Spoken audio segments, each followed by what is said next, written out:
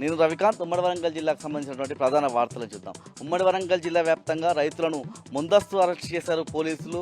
చెలో ప్రజాభవన్ ముట్టడికి రైతులంతా కూడా పిలుపునిచ్చిన క్రమంలో తెల్లవారుజాము నుంచే రైతులందరినీ పోలీస్ స్టేషన్ల వద్దకు తీసుకొచ్చి కూర్చోబెట్టిన పరిస్థితి మనకు కనిపించింది.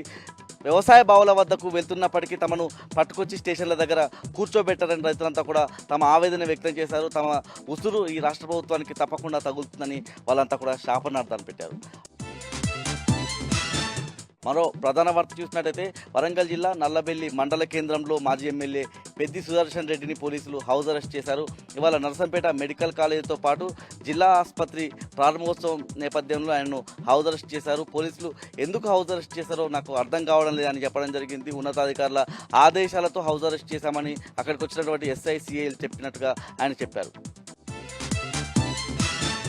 ఇక మరో వార్త చూసినట్టయితే ఇటు నర్సంపేట నియోజకవర్గ వ్యాప్తంగా ఉన్నటువంటి 6 మండలాలకు సంబంధించిన మాజీ సర్పంచ్లను పోలీసులు అరెస్ట్ చేసి వివిధ పోలీస్ స్టేషన్లకు సంబంధించినటువంటి పోలీస్ స్టేషన్కి తరలించిన పరిస్థితి మనకు కనిపించింది. పోలీస్ స్టేషన్ల దగ్గర మాజీ సర్పంచ్లు ఆందోళనకు కూడా దిగిన పరిస్థితి మనకు కనిపించింది. గతంలో ఉన్నటువంటి బిల్లులకు సంబంధించి ఇటీవల వాళ్ళు పిలుపునిచ్చారు. సర్పంచ్లంతా కూడా మంత్రులకు సంబంధించినటువంటి అడ్డుకుంటామని ఈ క్రమంలోనే వాళ్ళందరినీ కూడా అరెస్ట్ చేసి అక్కడ కూర్చోబెట్టిన పరిస్థితి కూడా వివిధ పోలీస్ స్టేషన్కి సంబంధించి కనిపించింది. జనగామ జిల్లా ప్రధాన వార్తలు చూద్దాం. జనగామ మున్సిపల్ కార్యాలయం ముందు తమకు పెన్షన్ రావడం లేదని వితంతు మహిళలంతా కూడా ధర్నాకు దిగారు. కార్యాలయంలోకి వచ్చేటువంటి ఉద్యోగులందరినీ కూడా అడ్డుకున్నారు. ఈ సందర్భంగా అక్కడ ఉన్నటువంటి కమిషనర్కు వినతి పత్రం అందజేశారు.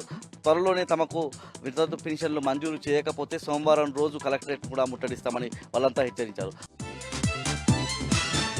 మరో వార్త చూసినట్టయితే దేవరూపల మండల కేంద్రంలో బీఆర్ఎస్ పార్టీ నాయకులు ప్రెస్ మీట్ నిర్వహించారు. అక్కడ ఎమ్మెల్యే యశస్విని రెడ్డి ఝాన్సీ రెడ్డి అర్థం కాకుండా ఉన్న పరిస్థితి ఉందని చెప్పి పాలకుర్తిలో ఒక అరాచకమైనటువంటి పాలన కొనసాగుతుందని వ్యక్తిగత సహాయకుడు ఎమ్మెల్యే పిఏ కూడా అక్కడ అరాచకమైనటువంటి వ్యవహారాలు నడిపిస్తున్నారని చెప్పి వాళ్ళంతా కూడా ఆరోపించిన పరిస్థితి మనకు కనిపించింది.